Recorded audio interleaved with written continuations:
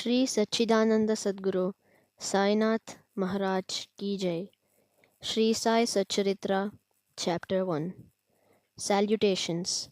The story of grinding wheat and its philosophical significance. According to the ancient and revered custom, Hemad Pant begins the work Sai Satcharitra with various salutations.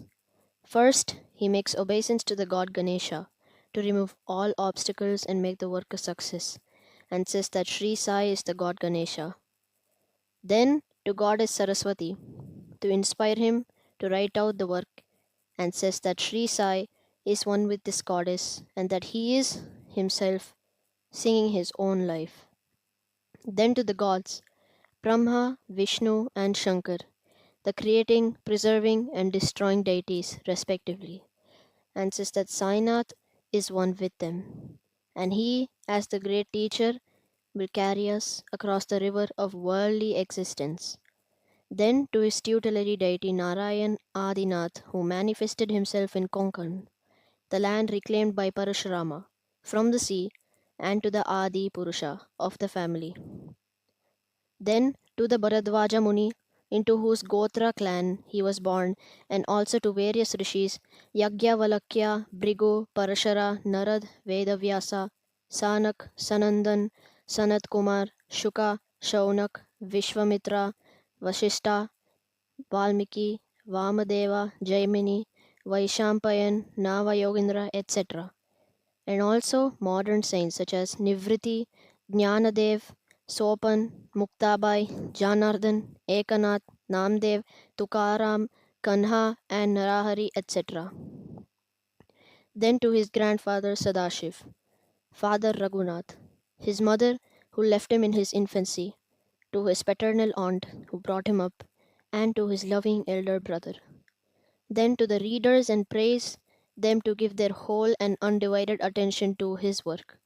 And lastly, to his Guru Sri Sainath, an incarnation of Sri Dattatreya, who is his sole refuge and who will make him realize that Brahman is the reality and the world an illusion, and incidentally to all the beings in whom the Lord God dwells.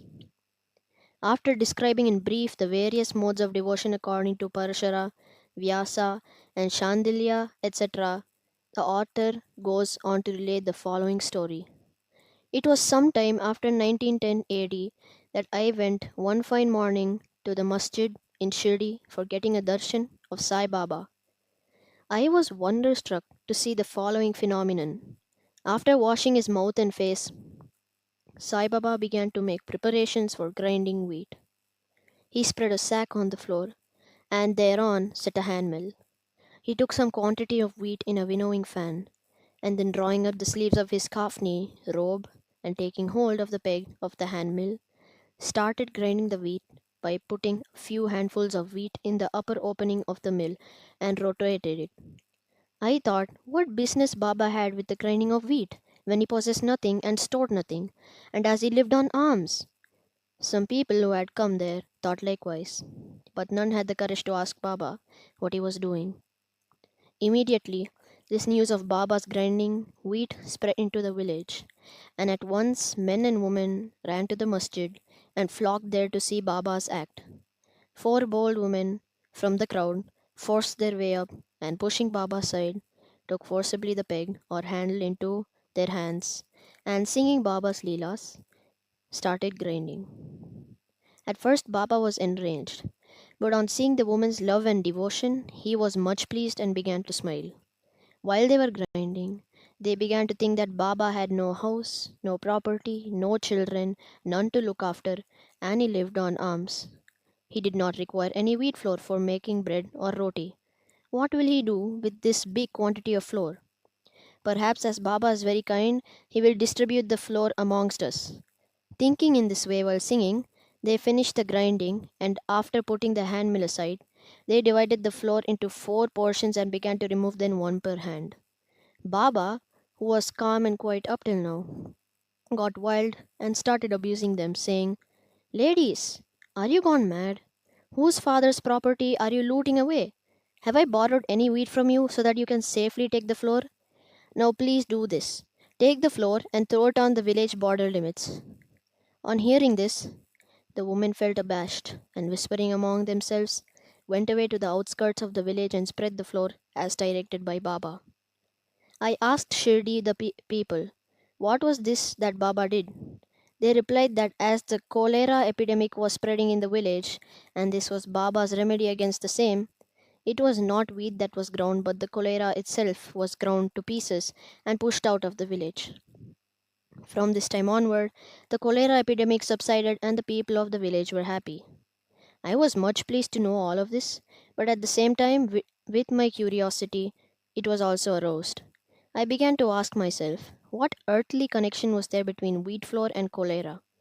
What was the causal relation between the two, and how to reconcile them? The incidents seemed to be inexplicable. I should write something on this and sing to my heart's content Baba's sweet Leelas. Thinking in this way about this Leela, my heart was filled with joy, and I was thus inspired to write Baba's life, the Satcharitra. And as we know, with Baba's grace and blessing, this work was successfully accomplished. Philosophical significance of grinding. Apart from the meaning which the people of Shirdi put on this incident of grinding wheat, there is, we think, a philosophical significance too. Sai Baba lived in Shirdi for about 60 years, and during this long period, he did the business of grinding almost every day. Not, however, the wheat alone, but the sins, the mental and physical afflictions, and the miseries of his innumerable devotees. The two stones of his mill consisted of karma and bhakti, the former being the lower and the latter being the upper one. The handle with which Baba worked the mill consisted of jnana. It was the firm conviction of Baba that knowledge or self realization is not possible unless there is the prior act of grinding of all our impulses, desires, sins, and of the three gunas sattva, raja, and tamma. And the ahamkara, which is so subtle and therefore so difficult to be got rid of.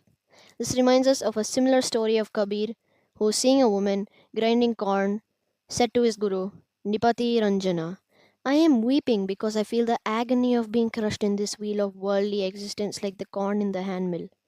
Nipati Ranjana replied, do not be afraid. Hold fast to the handle of knowledge of this mill, as I do, and do not wander far away from the same, but turn inward to the center, and you are sure to be saved. Bow to Sri Sai, peace be to all. And this ends us with Sai Satcharitra, chapter 1.